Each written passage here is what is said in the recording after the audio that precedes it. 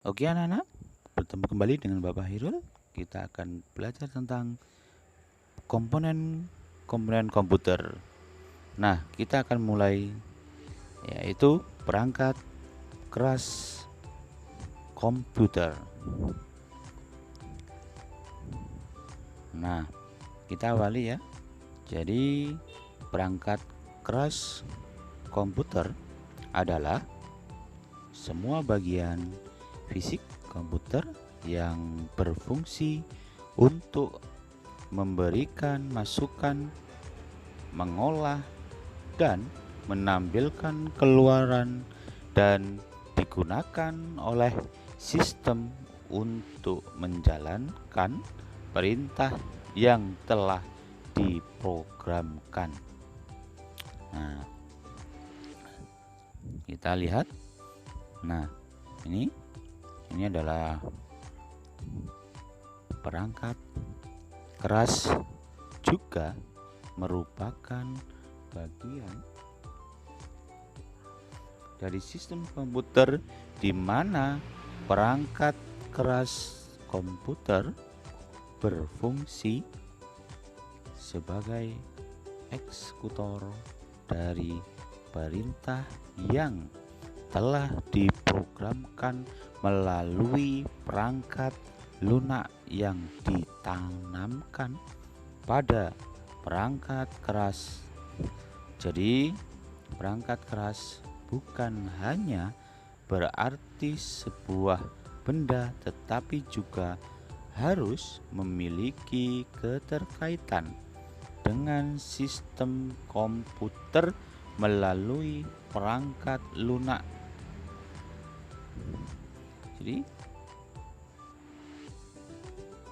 Jadi perangkat keras komputer sesuai dengan pembagian tugasnya dibagi menjadi 4, yaitu yang pertama yaitu perangkat keras input atau masukan. Jadi perangkat keras inputan adalah sesuatu perangkat keras yang memberikan inputan atau masukan kepada sistem untuk diproses. Perangkat keras tersebut mempunyai sesuatu untuk ditekan, digerakkan, atau dapat menerima perintah kita dalam bentuk lain untuk diteruskan kepada sistem sebagai inputan. Beberapa contoh dari perangkat keras input adalah ada keyboard, ya, ada keyboard,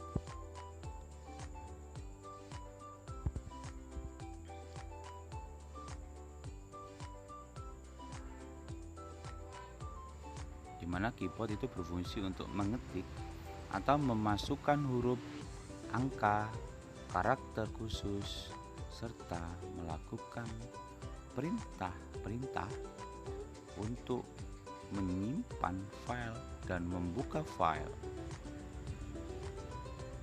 Lalu ada perangkat keras inputan lainnya yaitu mouse. Ya, mouse sendiri berfungsi menggerakkan kursor atau menunjukkan atau menunjuk aplikasi yang ingin dijalankan. Selanjutnya ada perangkat keras inputan lainnya yaitu scanner. Ya, scanner berfungsi untuk mengcopy file seperti mesin fotokopi atau merubah file hard copy menjadi file digital. Scanner juga bisa mengubah hard file atau hard copy tadi menjadi digital file. Selanjutnya ada perangkat keras pemrosesan. Ya, ada perangkat keras inputan, ada perangkat keras pemrosesan. Di mana perangkat keras pemrosesan di sini yang dimaksud adalah prosesor atau CPU, Central Processing Unit. Di mana prosesor adalah otak dari sebuah sistem, otak dari sebuah komputer, dan otak di balik segala yang dilakukan oleh sistem maupun komputer. Prosesor sebagai perangkat pemrosesan mempunyai 3 buah perangkat pembentuknya, yaitu control unit atau CPU. Control unit merupakan inti dari sebuah prosesor. CPU sendiri berfungsi mengatur kerja utama dalam sebuah prosesor. Yang kedua, arithmetic logic unit atau ALU, di mana arithmetic logic unit adalah bagian dari prosesor yang berfungsi untuk menyelesaikan perhitungan matematik dengan bantuan rumus logika sederhana, sehingga nantinya apa yang diminta oleh user bisa terselesaikan. Dan yang ketiga adalah register. Register adalah tempat penyimpanan data sementara yang berada di dalam prosesor untuk menunggu prosesor perhitungan atau perhitungan kembali oleh ALU. Yang keempat adalah DPU interconnection atau CPU interconnection. Ditemukan setelah adanya prosesor dengan lebih dari satu inti bagian prosesor. Inilah yang menghubungkan inti-inti tersebut dan mengatur lalu lintas datanya. Perangkat keras output atau keluaran. Di dalam perangkat keras output atau keluaran, data dan informasi yang telah diolah oleh perangkat keras pemrosesan ditampilkan baik dalam bentuk fisik maupun elektronik, analog atau digital. Contoh-contohnya perangkat keras output. Yang pertama adalah monitor. Nah, monitor banyak macamnya. Ini salah satu contoh dari monitor sebagai perangkat keras outputan. Di mana monitor memiliki fungsi sebagai alat output, yaitu tempat untuk mengeluarkan hasil proses yang dilakukan oleh komputer berupa informasi yang dibutuhkan oleh pemakai komputer.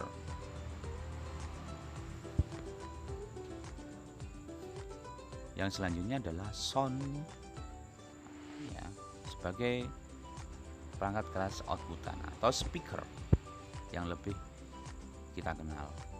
Speaker berfungsi untuk mengubah gelombang listrik dari perangkat komputer atau perangkat audio menjadi gelombang suara atau getaran dan mengeluarkan apa yang diperintahkan.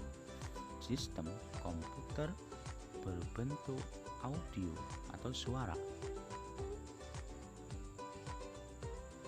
Yang ketiga adalah perangkat keluaran, yaitu printer.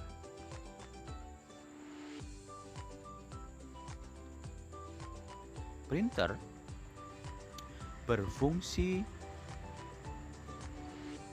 mencetak hasil pengolahan data berupa teks atau gambar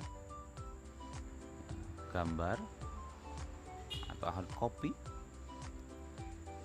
Selanjutnya perangkat keras penyimpanan, di mana perangkat keras penyimpanan itu atau memori adalah tempat di mana data baik yang akan diproses ataupun yang telah selesai diproses dan disimpan di dalam perangkat komputer.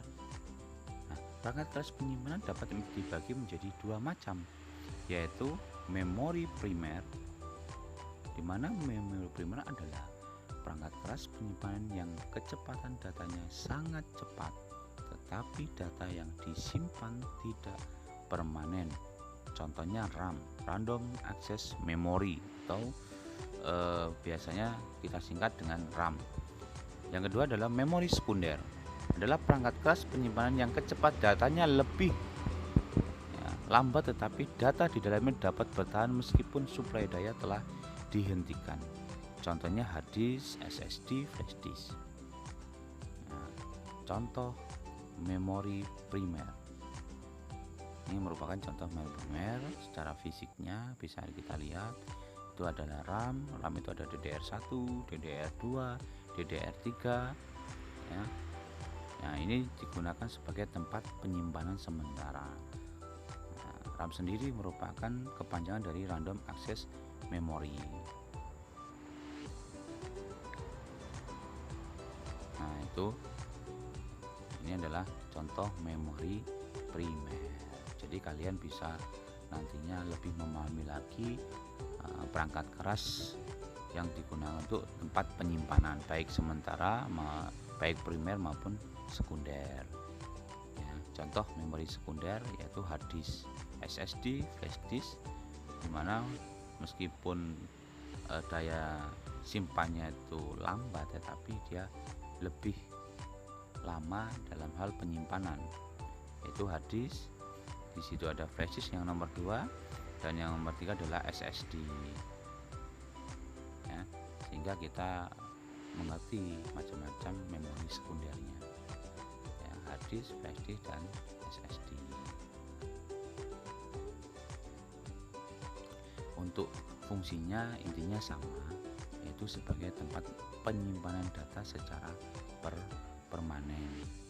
Kalau flash disk itu bisa secara permanen maupun secara sementara, karena bisa kita hapus, dan juga bisa digunakan untuk memindahkan data dari komputer satu ke komputer lain, maupun dari CD dan lain-lainnya kita bisa simpan di dalam flash. Demikian anak-anak pertemuan kita di kesempatan kali ini. Sampai jumpa di pertemuan selanjutnya dengan